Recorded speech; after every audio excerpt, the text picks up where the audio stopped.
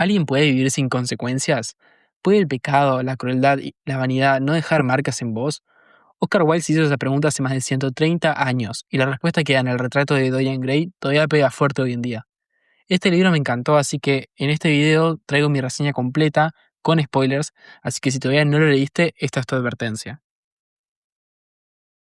Vamos con un poco de contexto.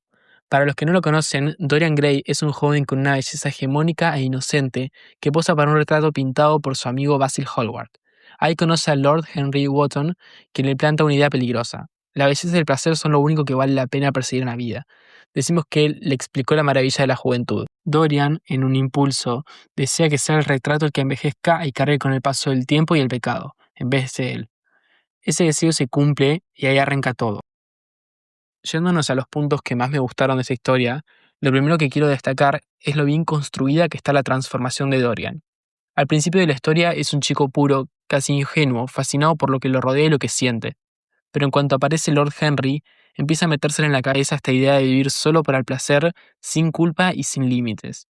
Y lo que más me gustó es que Oscar no apura este cambio, lo va viendo crecer capa por capa hasta que Dorian termina siendo alguien completamente irreconocible. La frase que aparece en el libro, "las personas sin egoísmo son incoloras", resume la ideología que definen a estos personajes con gracia, profundidad e incluso ironía. Otro punto positivo es el primer gran quiebre de esta historia, con Sybil Vane. Dorian la idealiza al extremo, no ama a la persona, ama la idea del arte que ella representa en el escenario. Y en cuanto Sybil deja de actuar bien por amor a él, la desprecia de la manera más cruel posible. Así ella termina muerta. Y ahí, específicamente ahí, aparece el primer cambio en el cuadro. El cuadro revela lo injusto y cruel que había sido con Sybil Vane. Ese es el momento bisagra de la novela, más o menos para mí. Es la primera vez que el retrato deja de ser solo un objeto y empieza a ser el espejo real de lo que Dorian estaba haciendo. Dramatizándolo un poco, podemos decir que es el principio del fin. Otro hecho de la historia que no podemos dejar de lado dentro de los puntos positivos es el asesinato de Basil como la cúspide de la corrupción. Con Sybil Vane todavía hay una culpa marcada. Dorian se inquieta, se justifica, discute consigo mismo y siente un remordimiento. Con Basil esto desaparece por completo. El asesinato es para mí el punto máximo de su corrupción. Ya no hay remordimiento real. La contraposición entre preguntarse qué hice, en el caso de Sybil Vane, y el cómo me deshago del cuerpo, en el caso de Basil, me pareció uno de los mayores logros del libro. El último punto positivo que quiero destacar de esta historia es el retrato. Este funciona como la corrupción del alma de Dorian hecha imagen. Cada crueldad, cada pecado y cada decisión egoísta dejan una marca visible en la pintura, mientras él, por fuera, sigue siendo joven y hermoso. Es una de las metáforas más importantes porque convierte algo abstracto como sería la culpa, el deterioro moral, el peso de nuestras acciones en algo tangible e imposible de ignorar. Lo más fascinante de todo es que el retrato funciona como una conciencia externa. Dorian puede convencerse a sí mismo y a los demás de que sigue siendo la misma persona, pero el cuadro nunca miente. Cuanto más intenta escapar de las consecuencias de sus actos, más grotesca se vuelve la imagen, como si Oscar Wilde nos recordara una y otra vez que ninguna apariencia puede borrar lo que realmente somos. Al final, el retrato deja de ser solo un objeto y se convierte en el protagonista de la novela. Es un espejo de la identidad y un recordatorio constante de que nadie puede escapar indefinidamente de sí mismo. El precio de una vida sin consecuencias visibles sí existe, simplemente queda oculto acumulándose en un lugar donde tarde o temprano termina por revelarse. Tengo que destacar que solo 2 puntos no me gustaron de esta historia, y el primero es Alan Campbell. Dirán, ¿quién? Él es el tipo al que Dolan chantajea para que lo ayude a deshacerse del cuerpo de Basil, pero nunca nos enteramos con qué exactamente lo manipuló.